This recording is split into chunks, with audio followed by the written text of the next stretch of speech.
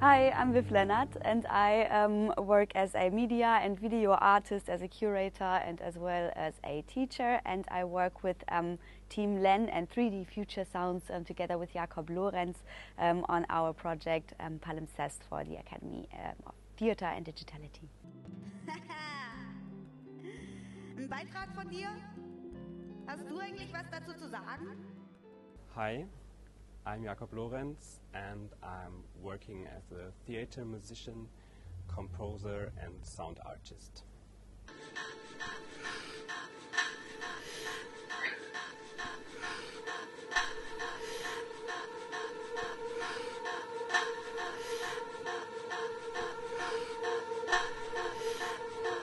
My name is Stella Lennert.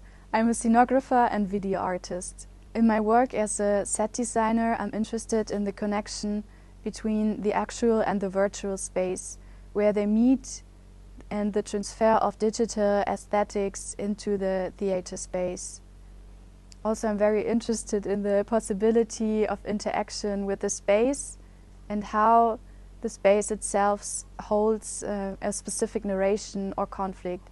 And I think VR is the perfect medium for that. Use my teeth to grind your gears. Chew me down and spit us out.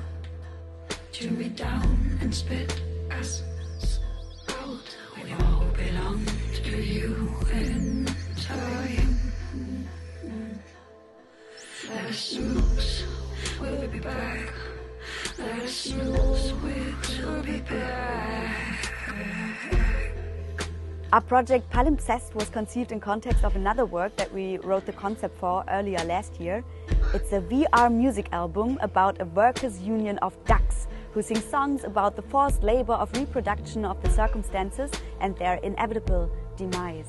And we kind of sticked with the medium of VR that we chose since we felt it enables a large amount of empathy and self-projection, as well as the possibility of creating worlds unleashed from physics or physical boundaries.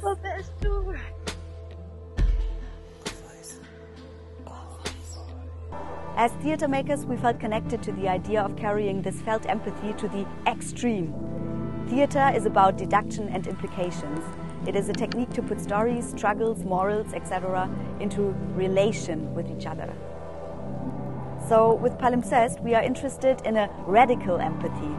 How can a theatrical text be told in a way that doesn't need a body, that doesn't need a humanoid blank that one can project themselves onto, and still holds the moral implications that wonder, what does it mean to be human? Our punchline goes, if we can be anything, who cares if you are a couch? We use theatre plays that belong to the classical canon of the theatre world. Imagine Shakespeare, Beckett, Dürrenmatt or Cain. Plays that have been played so often that their content can function as some sort of a manual to guide you through the worlds. Worlds that don't keep turning if you don't interact with them. It is, if you break it down, the cultural code that interacts with the program code. We imagine VR as a spatial tool that holds almost limitless space for musical and scenic arrangements. Through sound and scenography, as well as interaction design, we invite the audience to really live through the plays. Our research wonders about how much can we ask of the audience? How much can we really get them to participate without being too explicit? How far can we go with our detachment from reality without losing the relation to the very self of the visitor? What you see today is a string of tryouts that we came up with after researching on interaction, sound arrangement and setting up VR worlds from scratch. Außerplanmäßiger Halt in Güllen Bahnhof wegen Arbeit an einer Weiche. While working in VR, we found out once more that it's a really visual-focused media. So from the beginning on, it was already a challenge to communicate that it's a sound environment as well. There are situations where the participants have to say something or to reach a certain pitch to trigger an event or the next level. Schweigen ist Silber, Reden ist Gold. Ein Beitrag von dir? Hast du eigentlich was dazu zu sagen? Was soll ich denn dazu sagen? Ja. War das so schwer? So we were much more interested in pop music style, I would say, than in abstract sound design art, because we believed that the structures of a pop song brings already a certain narrative, a certain code we really wanted to use.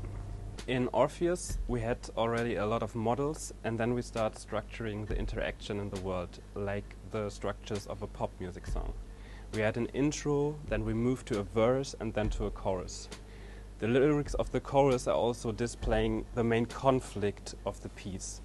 In Orpheus we used as well the conflict of Orpheus, who shouldn't turn around to Eurydice in our sound interaction. She dies so slowly, all softly, away from the membrane of my brain. Facing the front, you hear the song super clear. The more you turn around, the sound gets more distorted, delayed and washy until you finally got kicked out of the scene. Game over.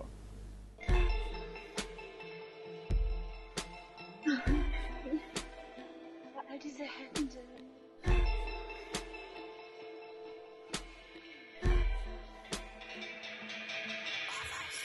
For Palimpsest, we completely built all the worlds by ourselves. We developed different aesthetics and experimented with various styles in the worlds we made up. For example, for Orpheus we built 3D models, backgrounds, animations in a very glossy, clean aesthetic to translate the underworld environment it needs for the Orpheus and Eurydice motive, with questions for physicality, the possibility to interact, feeling of disconnection and the death in mind. It's a very ghostly body feeling. In contrast to that, in The Visit of the Old Lady, we wanted to work in a very haptic style with our models and the whole world building.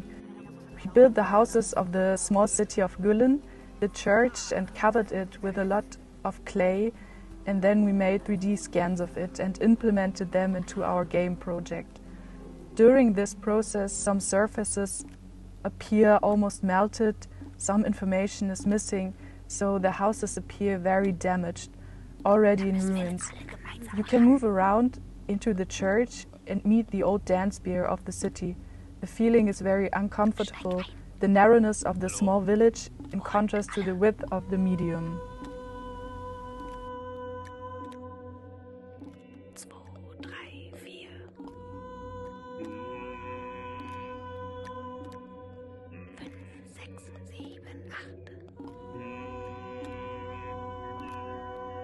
Durchziehen jetzt.